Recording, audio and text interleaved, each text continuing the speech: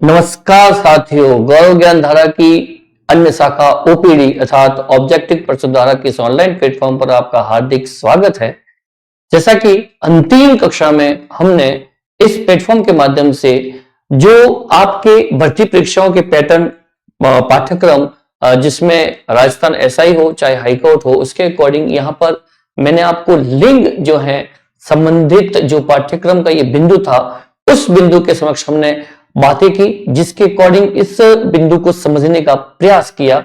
उनमें हमने देखा कि किस प्रकार से आप लिंग की पहचान कर सकते हैं और लिंग की पहचान के साथ में ही हम बात कर सकते हैं कि किस तरीके से आप यहाँ पर जो है इसमें तब्दीली की जा सकती है कि ये जो है स्त्रीवाचक से इसको पुरुषवाचक शब्दों में किस तरह से तब्दीली कर सकते हैं हम उनके प्रमुख नियमों और उदाहरणों के माध्यम से उसको पुष्ट करने का प्रयास किया। आशा है कि इस बिंदु को यहां पर आप अच्छे तरीके से समझ पाएंगे कि किस तरीके से जो है एक जो है स्त्री जाति से पुरुष जाति में हम चेंज कर सकते हैं। अर्थात जैसे हमने कहा कि अ को आ में, अ को ई में और आ को भी ई में, आ को इया में और इस तरह से अक को इका में किस तरीके से जो शब्द हैं वो हम तब्दील कर सकते हैं जो परीक्षा उपयोगी दृष्टिकोण से हमारे लिए महत्वपूर्ण हो सकते हैं। उम्मीद है मित्रों कि इस बिंदु को आप बेहतरीन तरीके से जो है वो समझ पाए होंगे। तो इसी क्रम के साथ आज हम एक नए बिंदु के साथ उपस्थित है आपके समक्ष जिसका नाम है वचन। जैसा कि आप थंबनेल के अकॉर्डिंग समझ पा रहे होंगे वचन। अब वचन को लेकर यदि हम बात करें तो वचन से हमारे सामने बहुत से दृष्टिकोण निकलकर सामने आते हैं। वचन का अर्थ अलग अलग दृष्टिकोण से अलग तरीके से हमारे सामने आता है। जैसे कि सामान्यतः वचन की हम यदि बात करें तो ये कहीं ना कहीं इसका प्रयोग जो है किसी बात में, किसी कथन में या फिर दिए जाने वाले आश्वासन को लेकर रहता है। जैसे कि हम कहते हैं कि रघुकुल रीत सदा चली आई, प्राण जाए पर वचन न जाए। अर्थात वचन का मतलब आश्वासन से मतलब है कि किसी बात से रिलेटेड भी कह सकते हैं कि ये मेरा वचन है। हम जब भी आश्वासन देते हैं तब भी हम इस शब्द का प्रयोग जो है वचन शब्द का प्रयोग कहते हैं। लेकिन मित्रों ध्यान रहे, हिंदी व्याकरणिक दृष्टिकोण से वचन शब्द का प्रयोग जो है यहां पर एक संख्या का बोध कराने जा रहा है। तो हम हिंदी व्याकरणिक दृष्टिकोण से इसको देखने का प्रयास करेंगे जिसमें एक या एक से अधिक संख्या का जो बोध कराता है उसे हम जो है हिंदी में वचन के नाम से जानते हैं। तो लीजिए मित्रों, आज की इस कक्षा में हम एक विशेष बिंदु वचन, हालांकि लगता तो ये ऐसा बिंदु है जैसे बिल्कुल ही छोटा सा बिंदु रहेगा और इसकी जानकारी ऐसे हम कभी कभार जो है एक बेहतरीन ढंग से नहीं पढ़ पाते हैं। आज हम कुछ ऐसे विशेष शब्दों को देखेंगे जिसमें वचन के आधार पर हम सटीकता के साथ पहुंच पाएंगे कि ये शब्द जो है एक वचन में जाएगा या बहुवचन में जाएगा। वचन के दो प्रकार होते हैं, उन दोनों ही प्रकारों को समझने का प्रयास करेंगे और इस प्लेटफॉर्म के माध्यम से वचन शब्द के संख्यात्मक बोधात्मक जानकारी को यहां पर आपके समक्ष जो है समझने का प्रयास करते हैं। तो लीजिए मित्रों, आज की इस कक्षा का आगाज करते हैं। वचन जैसा कि आप इस थंबनेल के अकॉर्डिंग समझ पा रहे होंगे, आज का हमारा टॉपिक है वचन, जिसकी प्रकृति को समझते हुए सर्वप्रथम इसकी परिभाषा को लेकर बात करेंगे कि शब्द के जिस रूप से उसकी गिनती, मतलब कि काउंटिंग जो हम करते हैं एक या एक से अधिक। अब देखिए यहां पर सीधी सी बात यह है कि हम जब काउंटिंग करते हैं, गिनती करते हैं तो एक या एक से अधिक, एक है या एक से अधिक है, उसके होने का जो बोध होता है, उसे हम क्या कहते हैं? वचन। मित्रों ध्यान रहे, वचन से संबंधित कई प्रकार की प्रकृति के प्रश्न आपके समक्ष प्रस्तुत होते हैं जिसमें आपको जानकारी देनी होती है कि यहां पर कौन एक वचन है, कौन बहुवचन है। कई बार ऐसा एक शब्द आ जाता है जैसे आगे शब्द हस्ताक्षर। अब हस्ताक्षर ये एक वचन है या बहुवचन है, तो ये ध्यान रहे कि हस्ताक्षर हमेशा बहुवचन में इसको काउंट किया जाता है। लेकिन इस टाइप की कुछ प्रश्न, ऐसे कुछ शब्द जो है आपको ऐसे मिलेंगे जो हमेशा ही बहुवचन में माने जाते हैं, या कुछ शब्द ऐसे होते हैं जो दिखने में तो जो आप जब जिसको देखते हैं तो ऐसा प्रतीत होता है कि जैसे ये जो है एक वचन है लेकिन वाकई में वो बहुवचन देते हैं। या कुछ शब्द ऐसे भी होते हैं अपने आप में जो दिखते बहुवचन है लेकिन उसकी काउंटिंग जो है वो किसमें होती है?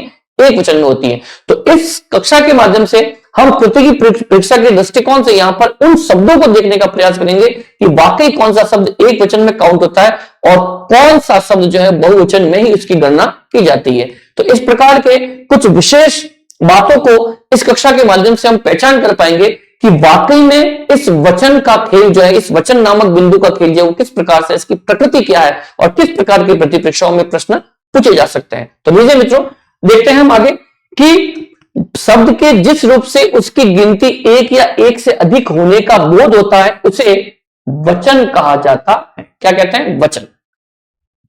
हिंदी में वचन दो प्रकार के होते हैं, ध्यान रहे कितने प्रकार के होते हैं? दो प्रकार के, जिसमें एक वचन और बहुवचन। यदि एक है चाहे वो वस्तु हो, व्यक्ति हो, कोई भी चीज हो, यदि वो एक है तो उसे हम एक वचन के नाम से जानेंगे। और यदि वह एक से अधिक है, एक से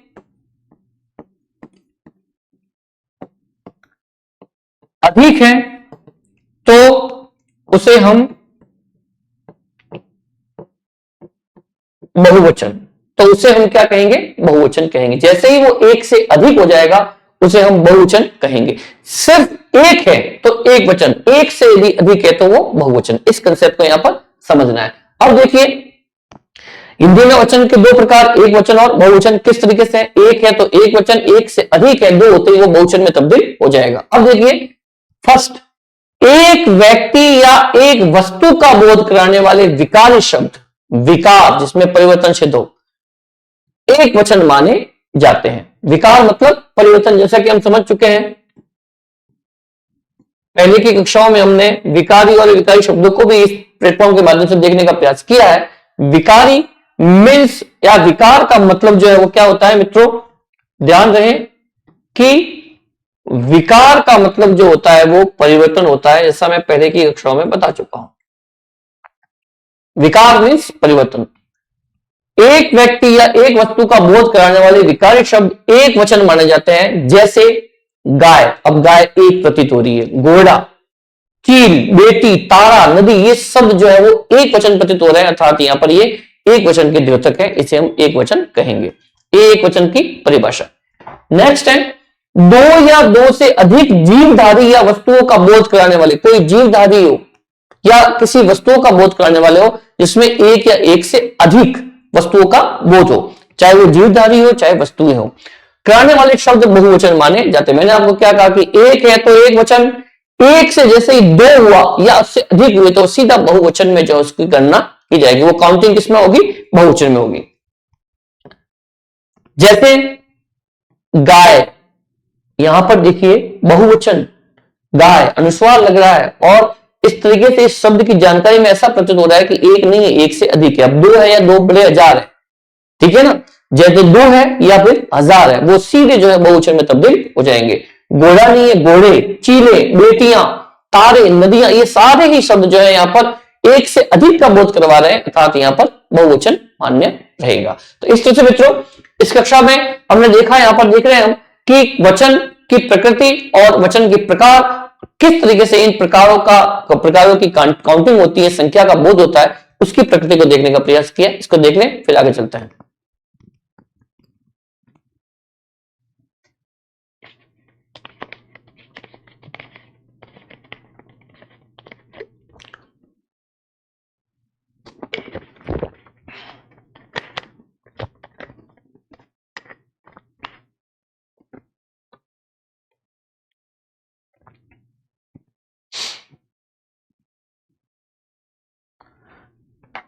आशा है मित्रों कि आप इस कंसेप्ट को यहां पर बेहतरीन तरीके से समझ पा रहे होंगे। अब हम चलते हैं इससे आगे।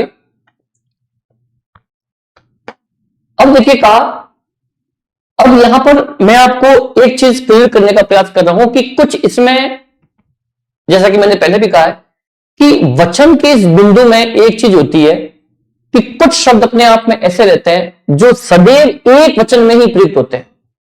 उनकी प्रकृति, चाहे वो दिखने में आपको बहुवचन लगे, लेकिन फिर भी उनकी काउंटिंग फिक्स है कि वो एक वचन में ही जो है प्रयुक्त होंगे। और इसके अलावा कुछ शब्द इसी प्रकार के भी होते हैं कि वो सदैव बहुवचन में ही प्रयुक्त होते हैं। चाहे वो एक वचन दिखने में लगे, लेकिन उनकी जो कह सकते हैं उनका जो अर्थाभाव है वो इस प्रकार का है कि वहां पर बहुवचन ही काउंटिंग होगा। तो इस तरीके से देख सकते हैं कि कुछ शब्द ऐसे हैं जो हमेशा एक वचन में ही आपको प्रयुक्त करना है उनको, और बताना है कि एक वचन का उदाहरण है, और कुछ शब्द ऐसे ही हैं फिक्स है जो बहुवचन में रहेंगे।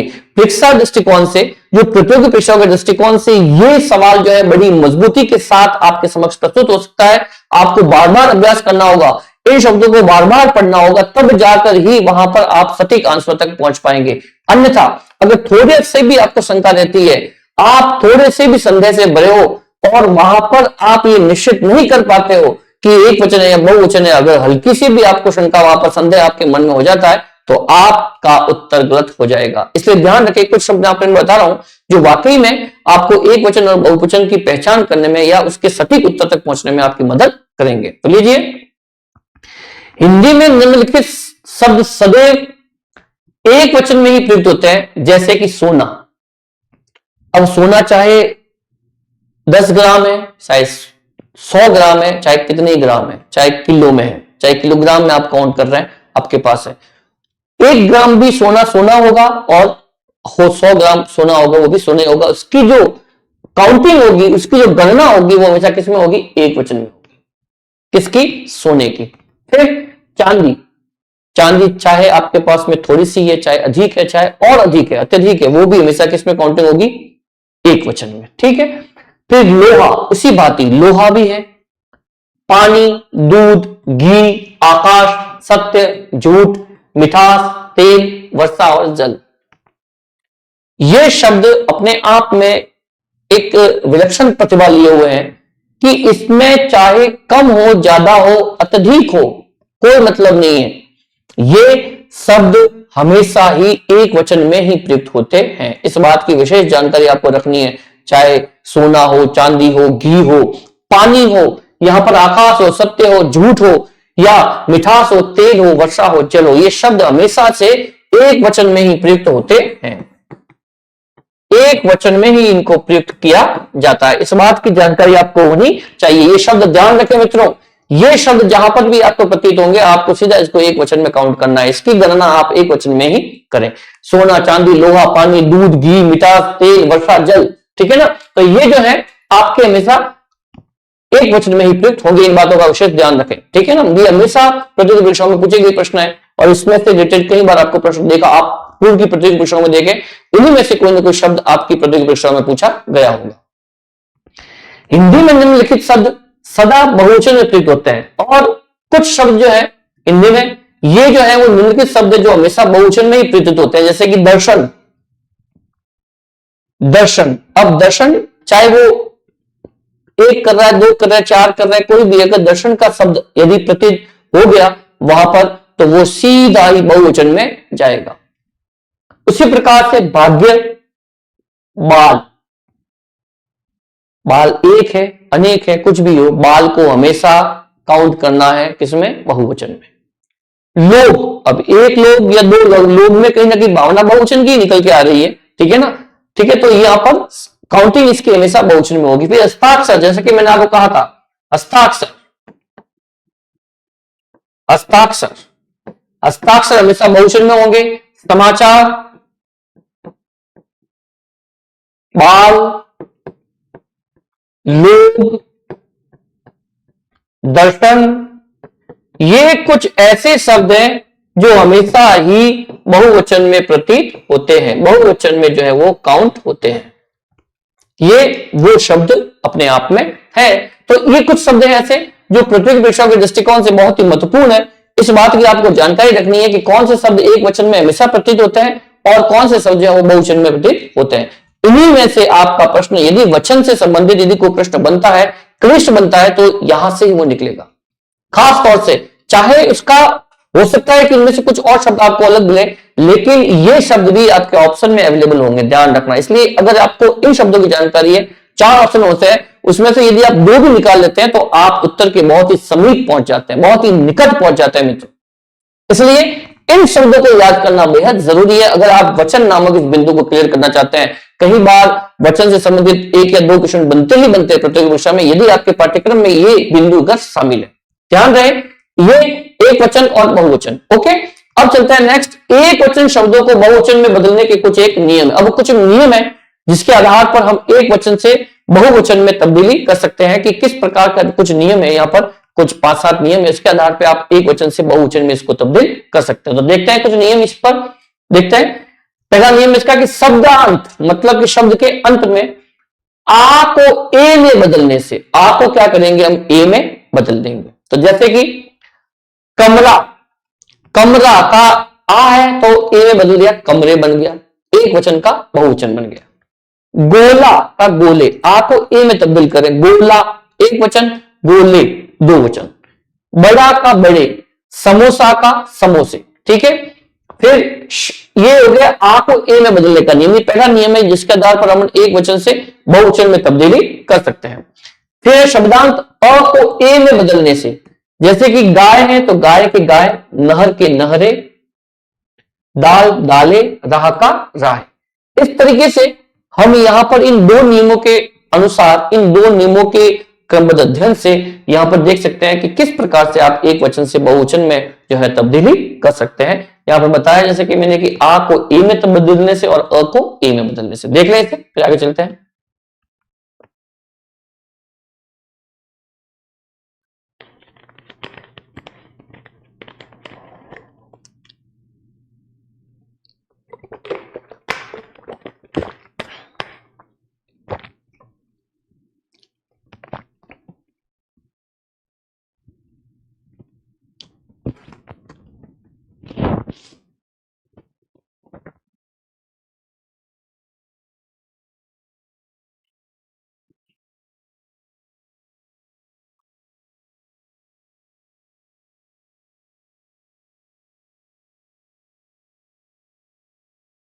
अब चलते हैं हम आगे,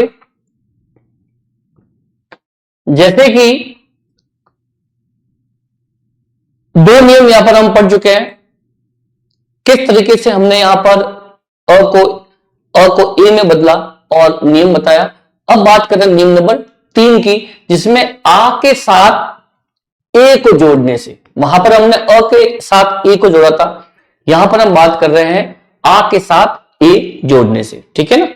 तो देखिए, लता का लताएं, आ के साथ में ए जुड़ गया, कथा का कथाएं, कला का कलाएं। इस तरीके से यहां पर इन नियमों के अनुसार हम एक वचन से बहुवचन में तब्दील कर सकते हैं। अब देखिए, ईकारांत शब्दों के अंत में इया लगाने से, लड़की की लड़कियां, नदी की नदियां, नारी की नारियां। तो ये कुछ सामान्य नियम है, 4 नियम हमने यहां पर देखे कि किस प्रकार से आप एक वचन से बहुवचन में जो है तब्दीली कर सकते हैं। अब यहां पर मैं कुछ और नियम आपके समक्ष बताने का प्रयास कर रहा हूं। देखिए, जैसे कि वहां पर हमने 4 नियम पढ़ चुके हैं, यहां पर 5वें नियम की बारी आती है कंटिन्यूटी में। तो देखिए, तो इसमें यह होगा कि शब्दांत में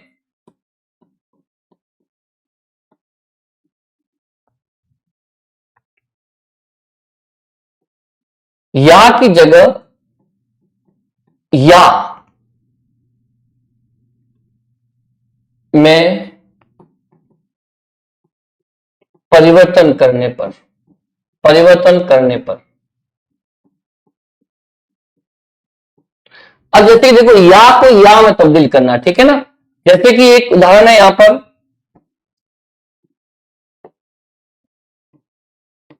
मैं लिखता हूं सिर्फ चिड़िया, मैं लिखा चिड़िया। अब चिड़िया को क्या करेंगे कि हम चिड़िया, अगर इसको आप बहुवचन में तब्दील करना चाहते हैं तो इस तरह से चिड़िया में तब्दील हो जाएगा, चिड़िया में तब्दील हो जाएगा। फिर जैसे कि डिबिया, अब यहां पर डिबिया ये एक वचन है और इसको जैसे ही बहुवचन में करेंगे क्या हो जाएगा, डिबिया। सिर्फ इस चंद्र बिंदु के माध्यम से यहां पर जो है एक वचन से ये बहुवचन में हो जाएंगे। ये दोनों ही एक वचन और ये दोनों ही सीधे बहुवचन में तब्दील हो जाते हैं। इस तरीके से हम इसको देखने का प्रयास करते हैं। ये नियम नंबर 5 है। फिर एक नियम और देखने का प्रयास करते हैं जिसमें शब्दांत में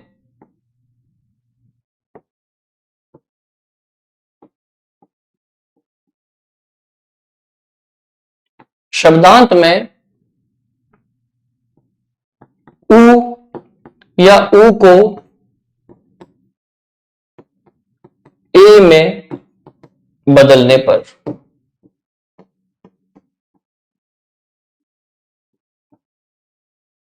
उ या ऊ को ए में बदलने पर। अब देखिए क्या होगा, इसके उदाहरण स्वरूप ये इसके उदाहरण है, यहां पर भी हम उदाहरण को देखने का प्रयास करते हैं। जैसे शब्द है यहां पर वस्तु, क्या है, वस्तु, वस्तु का कर दिया हमने वस्तुएं, क्या कर दिया, वस्तुएं।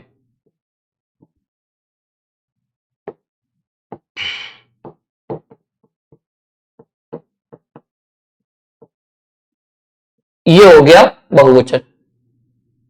फिर हमने कर दिया यहां पर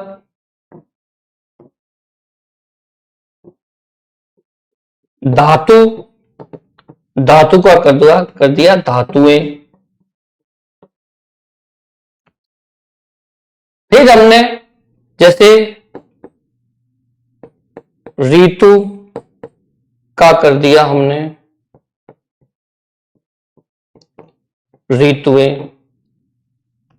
तो इस तरह से हम देखते हैं कि ये और नियम, पांचवा और छठे नियम के आधार पर हम यहां पर एक वचन से बहुवचन में जो है तब्दीली कर सकते हैं। इन्हें देख लें आप, फिर आगे चलते हैं। इससे पहले आप ये देख लें एक बार, इसको देख लें, उसके बाद हम आगे और देखने का प्रयास करते हैं।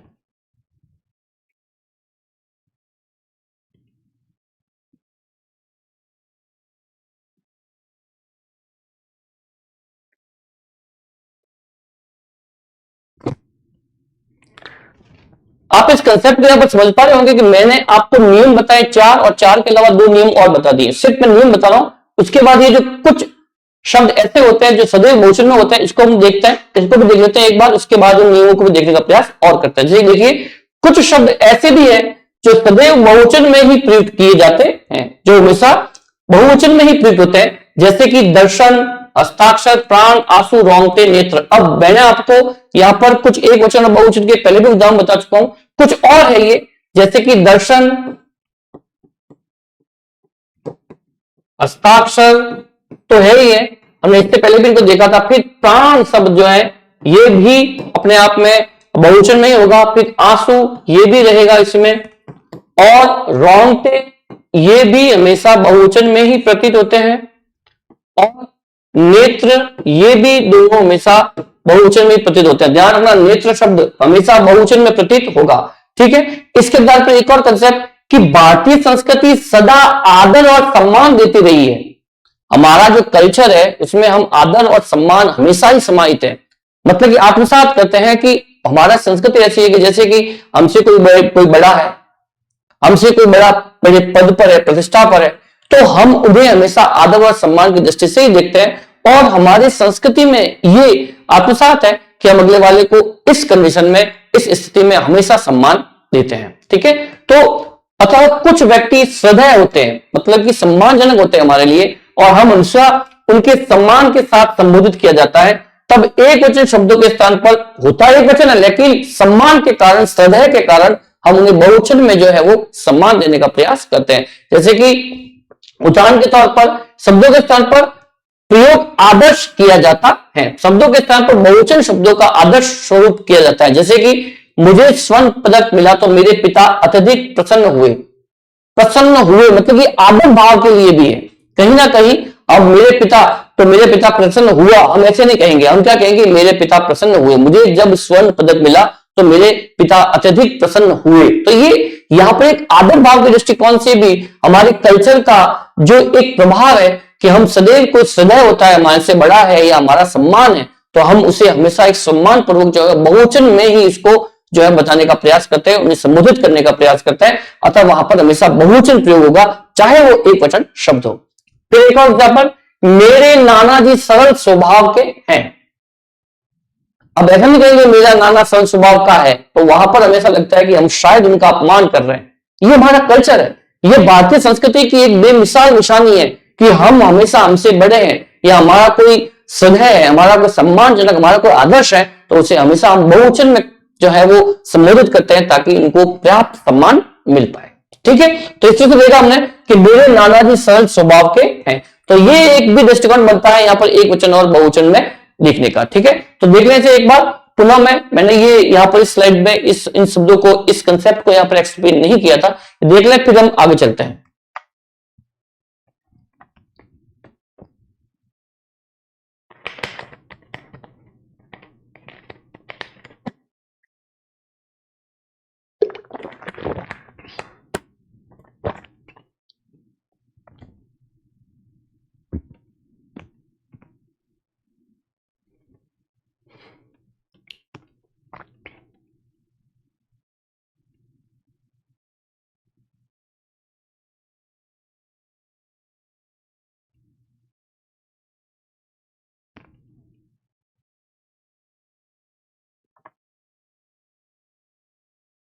ये जो 3 नियम है इनको भी देख लें, इन 2 नियमों को, 4 नियम तो हम देख चुके हैं, 4 नियम देख चुके हैं, 2 नियम जो इस प्रकार से हैं और जिसमें एक वचन से बहुवचन में तब्दीली कर सकते हैं हम।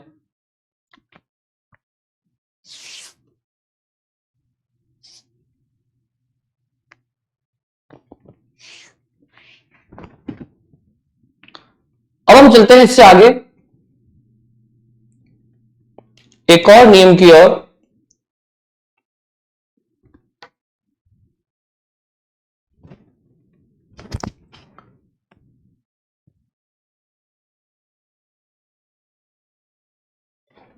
अब एक नियम नंबर 7 और, जिसमें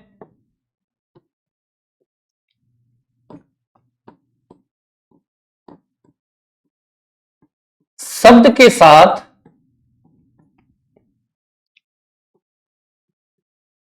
जन, गण, वृंद, मंडल,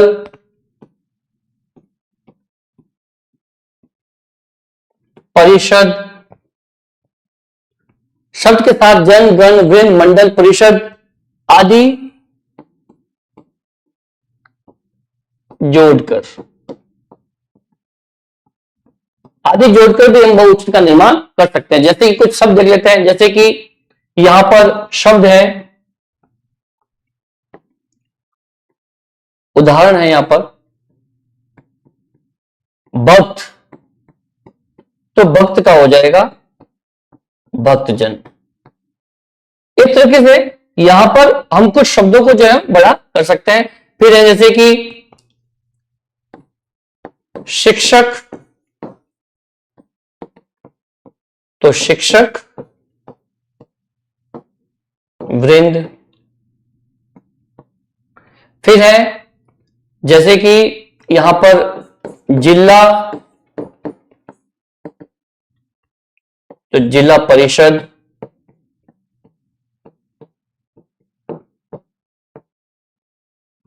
फिर है श्रोता, तो शब्द बन गया श्रोतागण।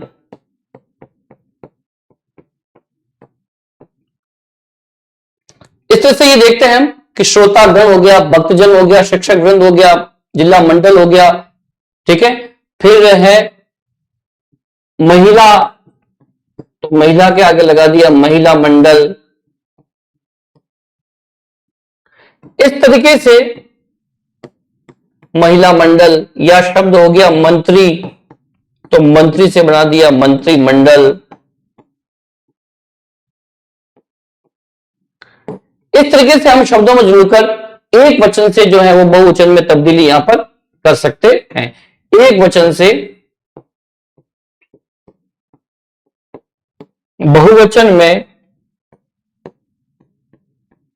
परिवर्तन कर सकते हैं। तो ये कुछ 6 से 7 नियम थे जिसके बेसिस पे हम एक वचन से बहुवचन में जो है वो तब्दीली कर सकते हैं। फिर हमने देखा कि कौन से ऐसे शब्द हैं जिसके आधार पर वो हमेशा सदा जो है एक वचन में ही प्रयुक्त होंगे और कौन से ऐसे शब्द हैं जो हमेशा बहुवचन में ही प्रयुक्त होंगे। फिर हमने देखा कि संख्यात्मक बोध कराने वाले वचन शब्द के अनुसार हम देखते हैं कि एक वचन और बहुवचन में यह भी है कि हमारी संस्कृति के अनुसार हम किसी को सदैव पूर्व श्रद्धा के कारण, सम्मान के कारण यदि हम सम्मान देना चाहे तो भी हमारी संस्कृति में ये आत्मसात है कि हम किसी को बहुवचन के आधार पर जो है उसको सम्मान देने का प्रयास भी करते हैं। जैसा कि मैंने एग्जाम्पल के हिसाब से इस बात को यहाँ पर सुस्पष्ट किया। फिर वचन की प्रकृति को भी देखने का प्रयास किया कि किस तरीके से वचन जो है एक कथन या किसी बात या किसी आश्वासन के लिए प्रयोग किया जाता है, लेकिन हिंदी पाठ्यक्रम में इस बिंदु को यहां पर एक संख्या का बोध करने वाला माना गया है, जिसमें एक वचन और बहुवचन रूप से इसके दो प्रकार उत्थित होते हैं। इसे देख लें फिर आगे चलते हैं।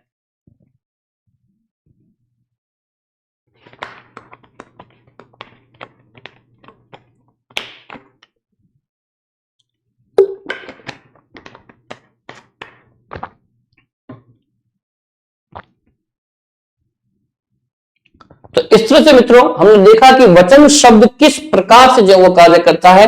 हालांकि सामान्य तौर पर जैसा कि मैंने बताया कि वचन को किसी बात के लिए, किसी कथन के लिए या आश्वासन देने के लिए हम प्रयोग करते हैं, जैसे कि रघुकुल रीत सदा चली आई, प्राण जाए पर वचन न जाए, ठीक है ना। तो लेकिन यहाँ पर जो है वचन किस तरह से संख्याओं का बोध कराता है, और ये तमाम यहाँ पर इसके कंसेप्ट है वचन के, जो प्रतियोगी परीक्षा के दृष्टिकोण से आपके लिए महत्वपूर्ण साबित हो सकते हैं। इन शब्दों को आत्मसात करना है, बार बार देखना है, अभ्यास करना है, और अभ्यास के माध्यम से वचन से संबंधित यदि कोई प्रश्न आपके सामने प्रस्तुत होता है प्रतियोगी परीक्षाओं के दौरान, तो उसे बेहिचक, बहुत ही समझदारी से और आराम से, शांत मस्तिष्क से उसके सही उत्तर तक पहुंचना है। आशा है मित्रों कि इस कक्षा के बाद जो है आप आसानी से इस वचन के कंसेप्ट को, इस संकल्पना को बेहतरीन तरीके से समझ पाए होंगे। और इसी के साथ आज के लिए इतना ही, मिलते हैं अगली कक्षा में। जब तक के लिए नमस्ते, नमस्कार।